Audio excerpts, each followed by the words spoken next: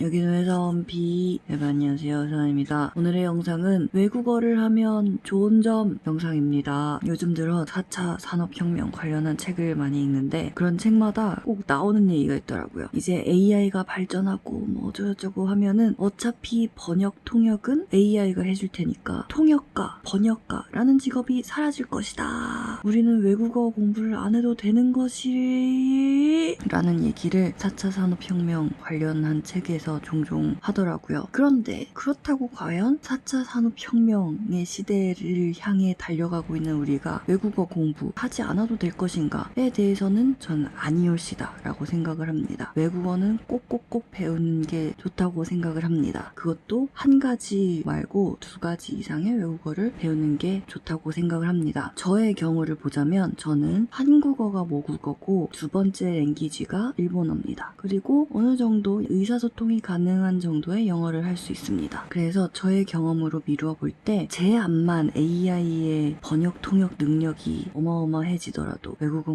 공부는 꼭 필요하다고 생각합니다. 저랑 비슷한 주장을 하고 계시는 분들 중에 이런 근거를 드시는 분들도 봤어요. 아무리 AI가 발달한다고 하더라도 언어 자체가 갖고 있는 미묘한 뉘앙스는 번역해낼 수가 없을 것이다 라는 분들도 있는데 사실 저는 그건 AI가 번역 가능할 거라고 봅니다. 왜냐면 자연어 분석 관련한 AI가 굉장히 지금 발전을 하고 있습니다. 그게 의외로 어느 분야에서 발전을 하고 있냐면 마케팅 분야에서 자연어 분석을 어마어마하게 관심을 갖고 투자를 많이 하고 있습니다. 비싼 돈을 자연어 분석 업체에다가 갖다 주면서 우리 브랜드의 이미지가 어떻게 지금 형성되어 있는지를 알려고 합니다. 그래서 저는 언젠가 AI가 자연어 분석을 통해서 아주 미묘한 뉘앙스 차이까지 번역 통역을 할 수 있는 날이 올 거라고 생각합니다. 자, 이제부터 제가 생각하는 외국어를 해야 하는 이유, 먼저 작은 이유부터 시작을 할게요. 첫 번째는 기회가 넓어집니다. 예를 들어서 저는 회사원 B 채널만 보고 계시는 분들은 잘 모를 수도 있는데 저의 본업은 뷰티 크리에이터입니다. 그런데 중요한 사실은 저는 한국에서 뭐 그럭저럭한 뷰티 크리에이터로 근근히 먹고 살고 있는데 제가 언어를 하나 더 잘 한다는 이유로 다른 언어권에서의 기회가 생깁니다. 예를 들어서 저는 일본어로 진행을 하는 뷰티 채널을 하나를 더 운영을 하고 있어요. 일본어권에서 1등 뷰티 채널은 아닙니다. 그냥 그럭저럭한 뷰티 채널입니다. 하지만 그럭저럭과 그럭저럭이 합쳐져서 꽤 그럴싸한 수익을 내고 있습니다. 이렇게 해서 언어를 하나 더 한다는 것만으로도 기회가 하나 더 늘어난다는 거. 그리고 두 번째, 외국어를 여러 개를 하면 멋이 납니다. 제가 종종 회사원 A 채널 혹은 B 채널에 외국어로 막 살라살라 얘기하는 영상들을 종종 올려요. 미국에서 내 얼굴 색에 맞는 파운데이션을 만들고 왔습니다. 영상이라든지 미국 미용실에서 다 알아서 해주세요 하면 어떻게 될까? 영상이라든지 일본의 탑 오브 탑 슈스 뮤지션 세카이노 오와리랑 인터뷰하는 컨텐츠라든지 이런 거를 제가 언어를 못했다면 그런 컨텐츠가 나오지 않았을 거고 만약에 제가 영어나 일본어를 쓰는 국가에 가서 제가 직접 말하지 않고 제가 언어를 할 수 없음을 커버를 치는 듯한 그런 영상이라면 멋이 없을 것 같아요.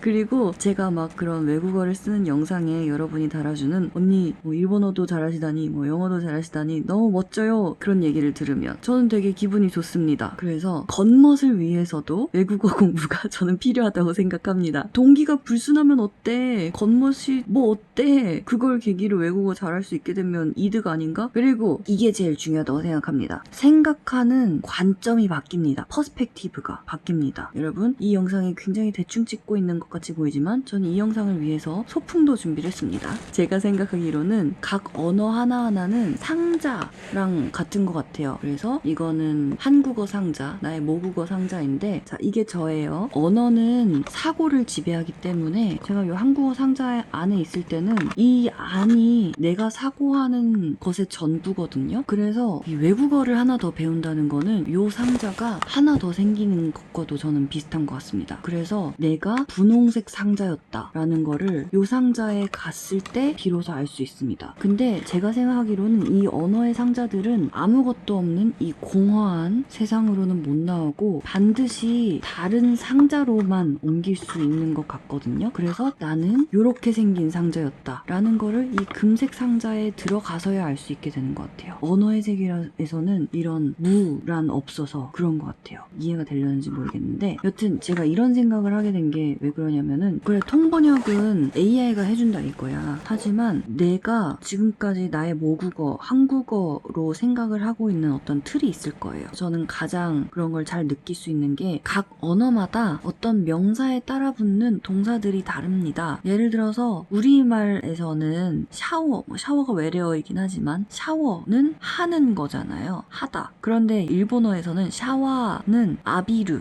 퍼붓다 그런 뜻이거든요. 샤워는 퍼붓는 거예요. 그 언어에서는. 그리고 영어에서 샤워는 get 하는 겁니다. get shower. 얻는 그런 느낌. 그래서 같은 것에 대해서도 거기에 따라 붙는 동사가 다르다는 거랑 그리고 주어도 되게 달라집니다. 우리말로는 저기 있는 소금을 주세요. 저 소금을 저에게 주세요. 이 문장에서 핵심적인 이미지는 내가 부탁을 한 저 사람이 소금을 여기 있다 하고 주는 거잖아요. 이 모션인 거잖아요. 주세요. 그런데 간단한 일본어로는 구다사이도 되겠지만은 조금 더 고급 일본어로 가면 이런 표현이 가능합니다.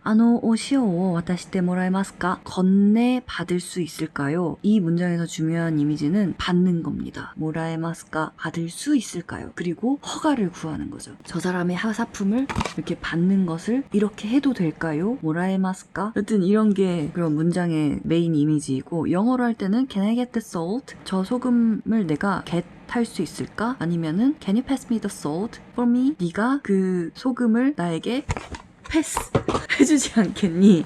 여러 가지 표현이 있을 텐데 여튼 이런 식으로 저 소금 좀 주세요 에서만 갇혀있지 않고 다른 상자들을 이렇게 준비를 할 수 있다는 거. 그래서 내가 어떤 생각을 하고 있었는지를 내가 지켜볼 수 있다는 거. 다른 상자로 옮겨 타서. 그게 굉장히 언어를 배우는 정말 가장 큰 즐거움이 아닐까 싶습니다. 제가 이런 걸 되게 적극적으로 이용을 하고 있는 게 외국 미용실에서 다 알아서 해주세요 했을 때 어떻게 됐을까? 이런 영상을 만들 때 되게 잘 써먹고 있습니다. 이런 상자 밖에서 상자 바라보기를. 왜냐면은 내가 다른 상자에 들어갔을 때 외국어라는 상자에 들어갔을 때 내가 생각하고 있던 한국식 사고방식이 어떤 건지 비로소 보이기 때문에 나의 고정관념이 어떤 거였고 그 고정관념과 외국 미용실에서 어떤 체험을 해보고 왔을 때의 차이점들을 제가 더 잘 느낄 수 있는 것 같아요. 아마 여러분들은 굳이 뷰티뿐만이 아니라 다른 여러 가지 분야에 관심이 많은 분들일 거잖아요. 지금 하고 계신 일도 제각각이실 테고 그래서 각자 분야에서 뭔가 이런 상자 건너뛰기를 사용할 수 있는 방법이 정말 너무나도 무궁무진하게 많지 않을까 하고 저는 생각을 합니다. 그래서 AI가 통 번역을 다 해준다고 하더라도 저는 상자 갈아타기, 상자 밖에서 바라보기 때문에라도 외국어 공부는 해야 하지 않나 하고 생각을 합니다. 그래서 외국어 공부가 재밌는 것 같습니다. 그리고 이런 상자 갈아타기는 아주 초급 단계의 외국어라면은 잘 느낌이 안 올 겁니다. 언어라는 건 결국에 사고방식의 체계이기 때문에 조금 중급 이상의 언어 능력을 갖췄을 때 왜 이런 문장이 되는지가 비로소 보이기 시작을 하거든요. 영어만 하더라도 get의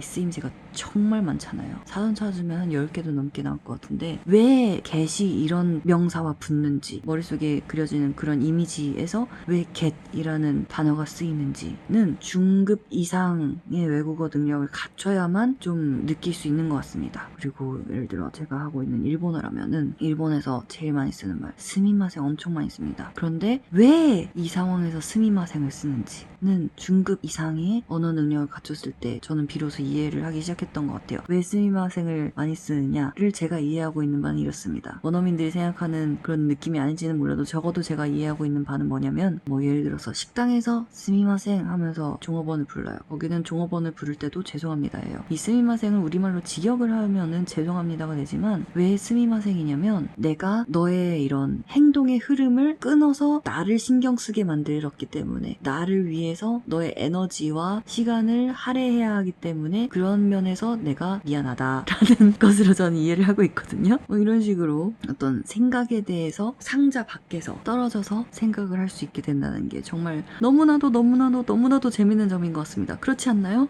여러분, 전 이제 자도록 하겠습니다. 우리 다음 영상에서 만나요. 빠잉, 안녕.